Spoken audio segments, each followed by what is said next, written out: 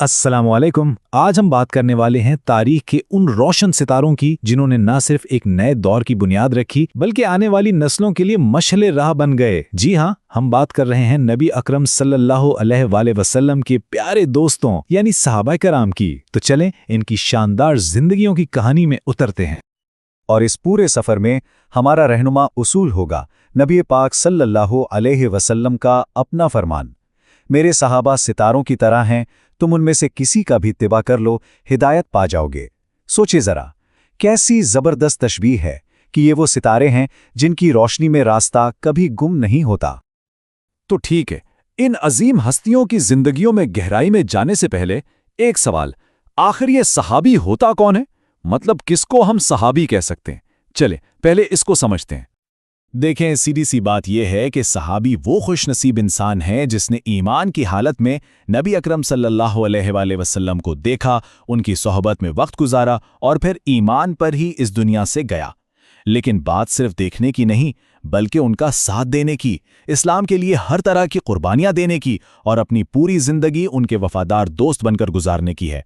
और ये कोई मामूली बात नहीं, ये एक ऐसा मुकाम है जिसका जिक्र खुद कुरान और हदीस में बार बार आया है। अच्छा, तो अब बात करते हैं उन चार सबसे करीबी साथियों की, वो चार अजीम रहनुमा जो नबी पाक सल्लल्लाहु अलैहि वसल्लम के बाद इस उम्मत के पहले लीडर्स यानी खलीफा बने। ये वो सुतून थे जिन पर इस्लाम की इब्तिदाई इमारत खड़ी हुई। यहाँ एक नज़र में वो चारों अजीम हस्तियाँ, उनके नाम, उनकी तरतीब और उनके ख़ास अलकाब जो उनकी शख्सियत की पहचान बने। चलें अब एक एक करके इन सबको थोड़ा करीब से जानते हैं। सबसे पहले आते हैं हजरत अबू बकर रज़ियल्लाहु अन्हु अस-सिद्दीक, यानी सच्चाई की जिंदा मिसाल। ये नबी पाक सल्लल्लाहु अलैहि वसल्लम के सबसे करीबी दोस्त थे, इस्लाम कबूल करने वाले पहले मर्द।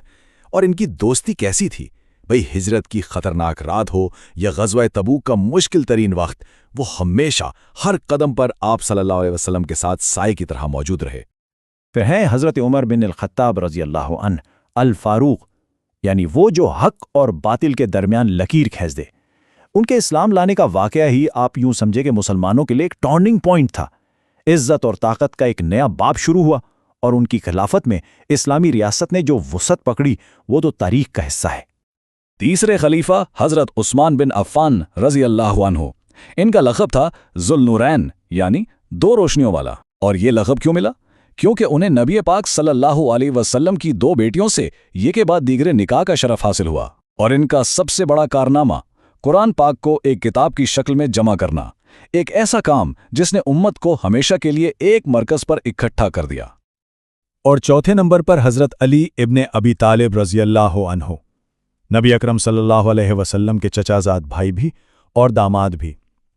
उनकी बहादुरी, उनका इल्म, उनकी हिकमत, खैबर का किला हो या कोई और मैदान जंग, उनकी जुर्रत की दास्तानें आज भी हमारे ईमान को ताज़ा करती हैं।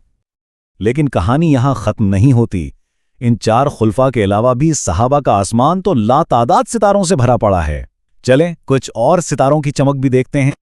हज़रत बिलाल इब्ने रबाह रज़ियल्लाहु अन्हु, इनका नाम सुनते ही जहन में अज़ान की वो गूंज आती है जो इस्लाम की पहली आवाज़ बनी। वो पहले गुलाम थे, लेकिन इस्लाम ने उन्हें वो मकाम, वो इज़्ज़त दी कि वो नबी पाक सल्लल्लाहु अलैहि वसल्लम के दिल के करीब तरीन लोगों में शुमार होने लगे। उनकी कहानी दरअसल इस्लाम के मसावात के पैगाम की सबसे बड़ी दलील है।